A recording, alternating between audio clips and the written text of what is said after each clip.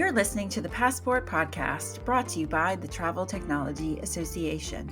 Travel Tech is a nonprofit that promotes and protects the travel tech industry, supporting our members, both large and small.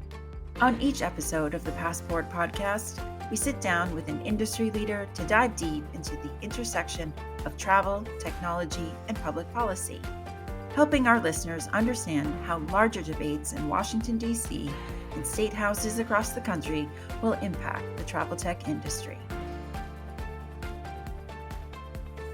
Welcome to the inaugural episode of the Passport Podcast. I'm your host, Laura Chadwick, President and CEO of the Travel Technology Association.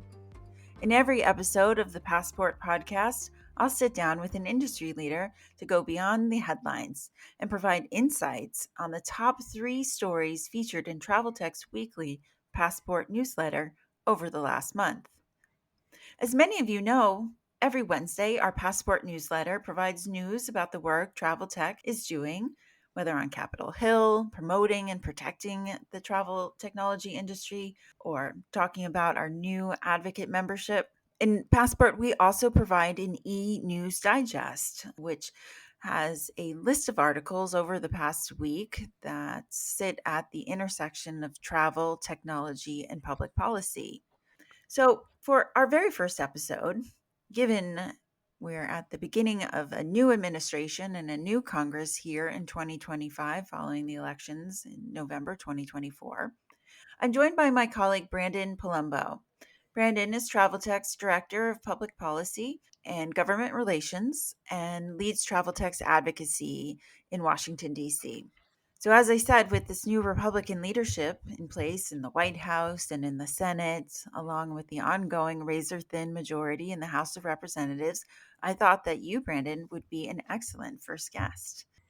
Given your experience working with Republican policymakers and think tanks. So why don't you share with our guests a bit about your great background? Thanks for having me, Laura. And for those of you who don't know me, I'm Brandon Palumbo, Director of Policy and Government Relations at the Travel Technology Association, recently joined late last year.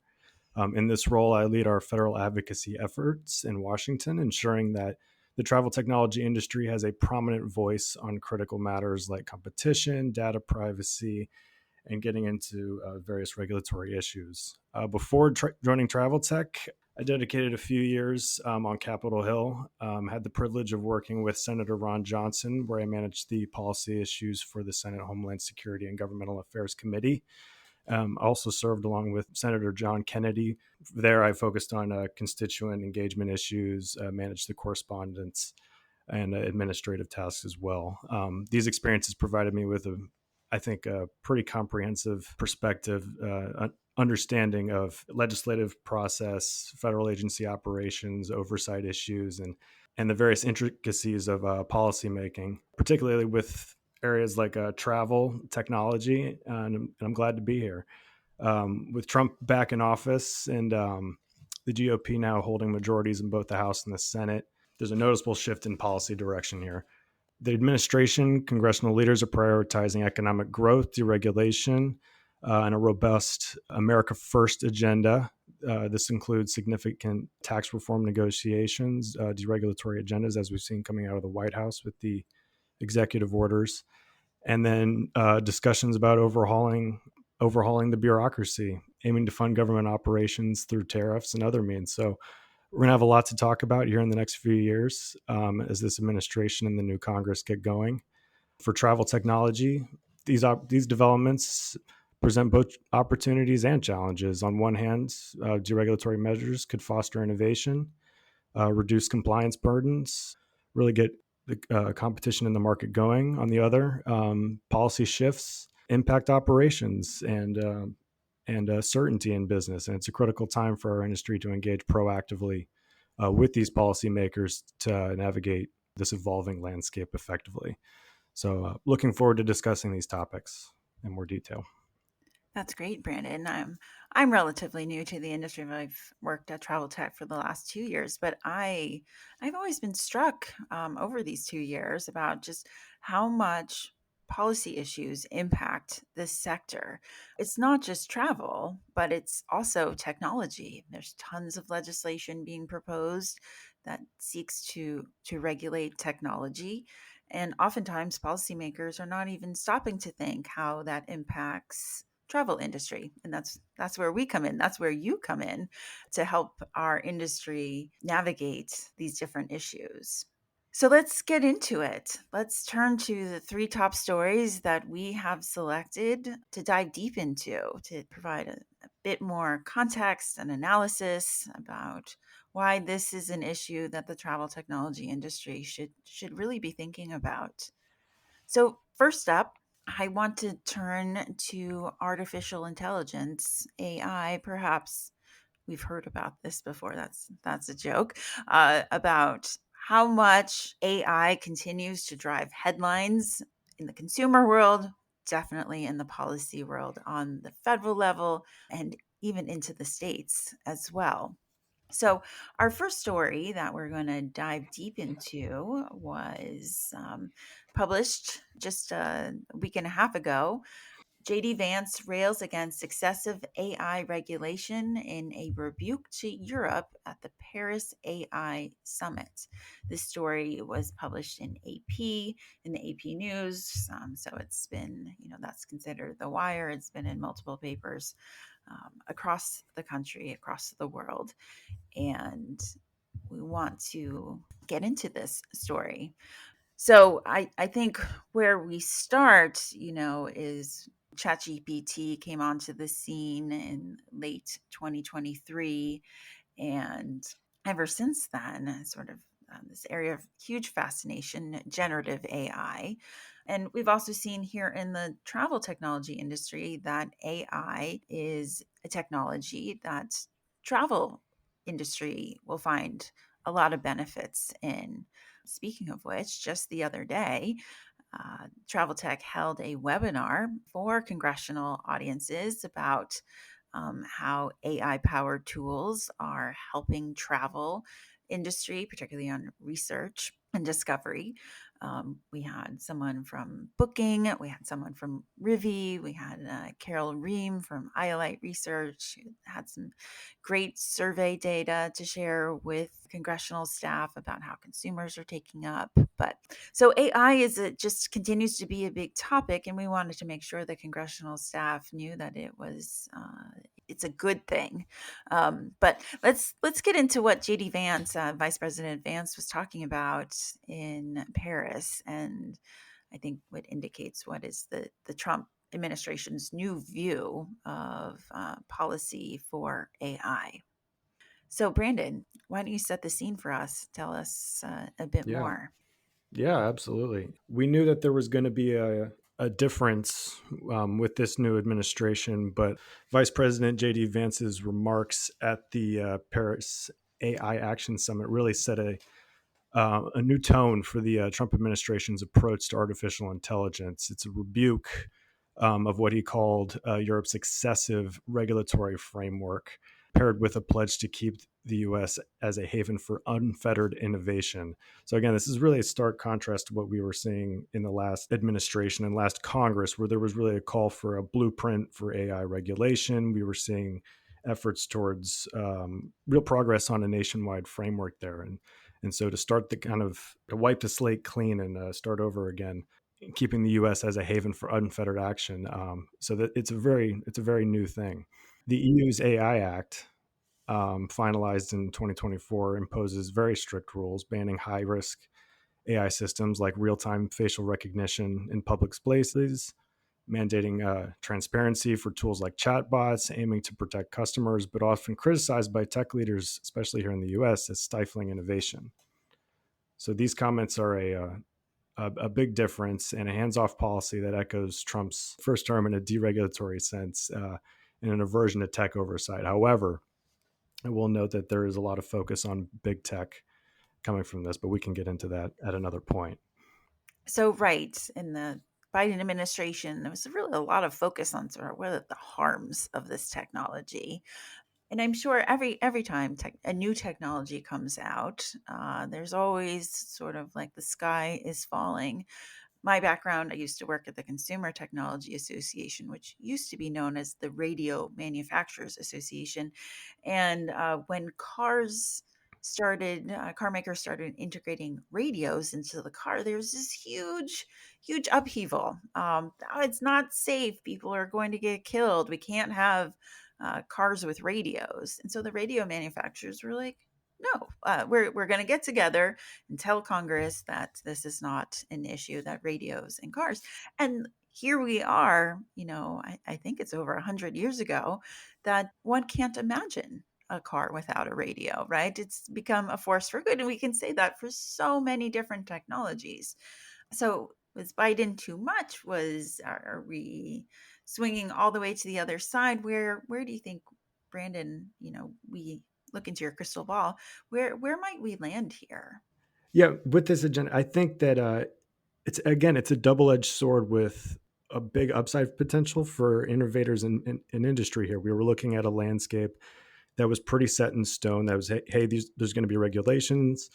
Like smaller firms are going to have a harder time getting in and dealing with these compliance burdens. But I do think there's a real upside potential with this new deregulatory tilt. Let's put it that way.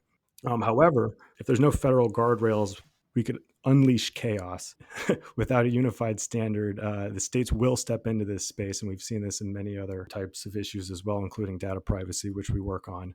States like California, states like New York, Texas, they're all going to come up with competing standards that firms operating nationally, like our members, will face then a patchwork of rules that force costly rewrites of AI systems. We're going to have to comply with Sacramento. We're going to have to comply with Austin, Texas, et cetera. So, speaking as a government relations person, I'm saying it's a double-edged sword with challenges and opportunities.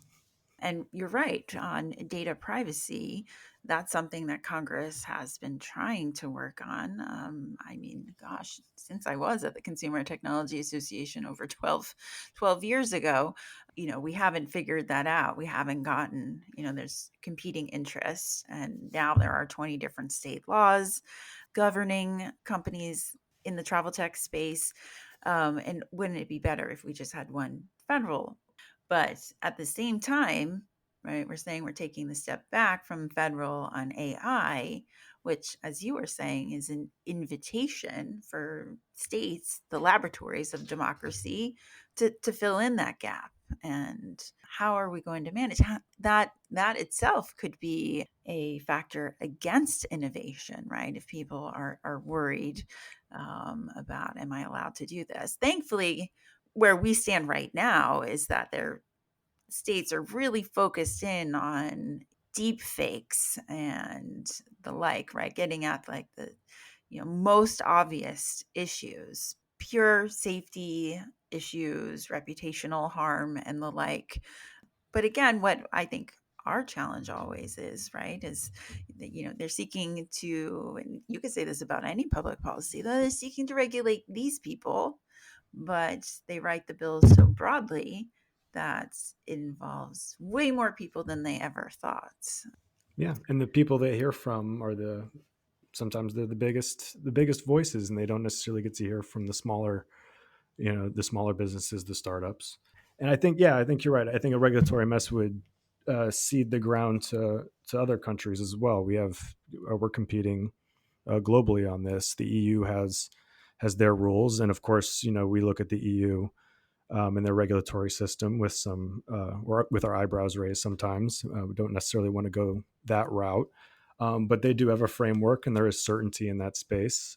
And so, if we want to compete, we need certainty. Yeah, no, for sure. On this webinar that we just held on Wednesday about AI powered tools and travel, we were joined by the founder of this company, Rivi, who works with travel brands to develop their AI systems. And we want to make sure that companies like his are knowledgeable about what's going on in the public and give them opportunities to learn about public policy and engage through through travel tech. But then also in our advocate membership, we're also helping companies connect with other small travel tech companies, or building a community for people to learn from each other beyond public policy. And then we are also providing programming to help these companies grow their businesses, right? Public policy is of interest, but where these companies are, they're really focused on the success of their companies. So we're stepping into that in a new way to help those companies build their businesses. So Brandon, let's move on to the next article. This one is titled "Frontier Airlines Offers to Buy Spirit Airlines Again." This was published in the New York Times on January 29th.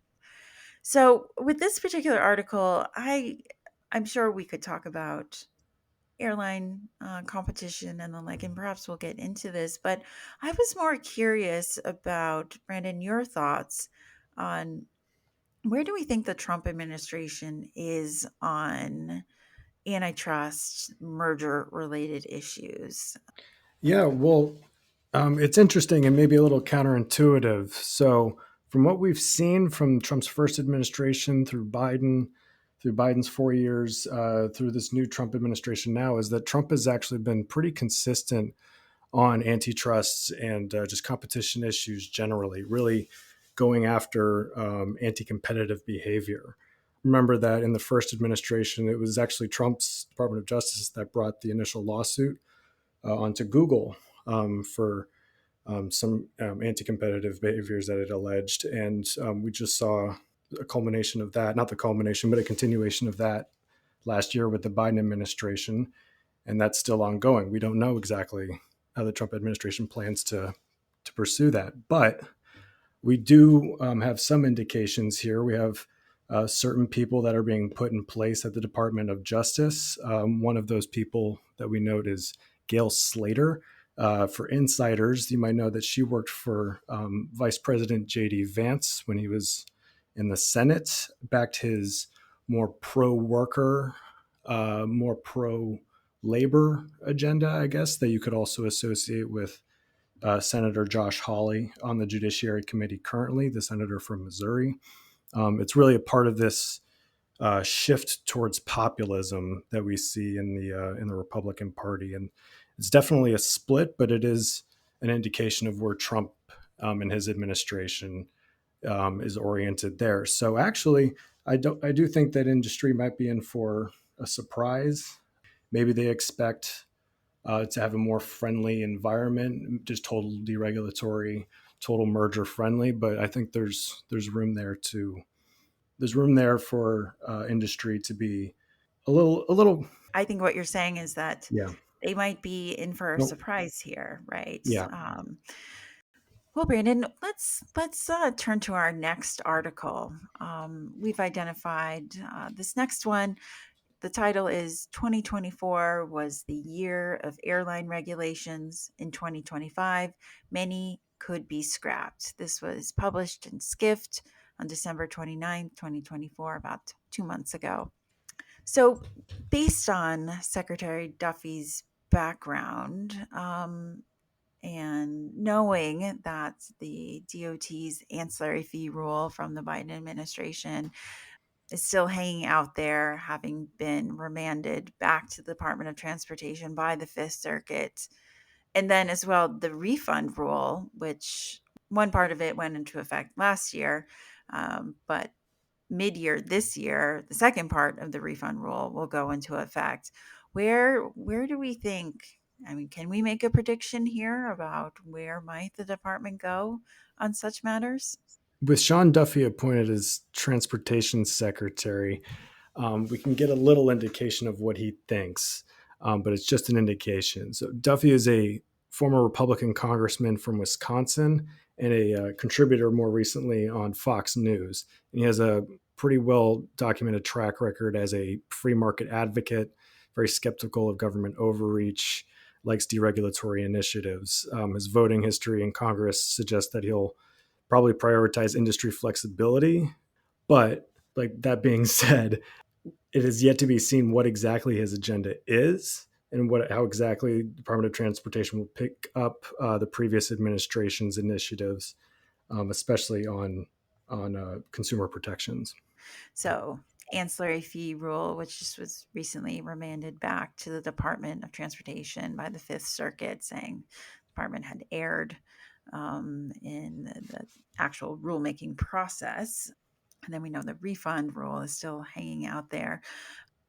Have the airlines espoused a point of view on, the direction the Department of Transportation should be taking on such matters? Oh, yes. So just recently, the airlines wrote letters addressed to Secretary Duffy pushing for deregulatory action. So we know exactly kind of where they're coming from on this. We know that the industry, that the not the industry, the department right now is taking in information from all stakeholders at this point. We know, we were just talking about competition when it comes to the Department of Justice and, their sort of take on antitrust enforcement and how it's going to be consistent with the Biden administration. Um, we also know that the Department of Justice and the Department of Transportation put out an RFI, request for information, on airline competition at the tail end of the Biden administration. And lots of comments were submitted. Travel Tech submitted its own comments, airlines, and consumer advocates and the like. So knowing that they're taking this competition, pro antitrust enforcement, pro competition view over at the Department of Justice based on the people who they're putting into power over there, what do we think? Is there a potential for the Department of Transportation to continue to do that or be consistent over there? Or is it too soon to say, Brandon? Well, I want to be cautiously optimistic, but I do think it's too early to say exactly how transportation is going to take these up.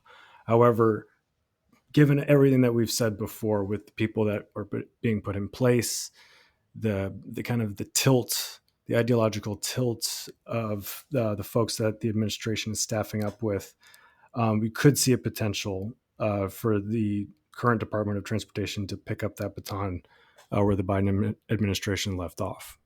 I mean, there's just been a lot of talk, especially following the tragedy of the American Airlines flight here in Washington, D.C.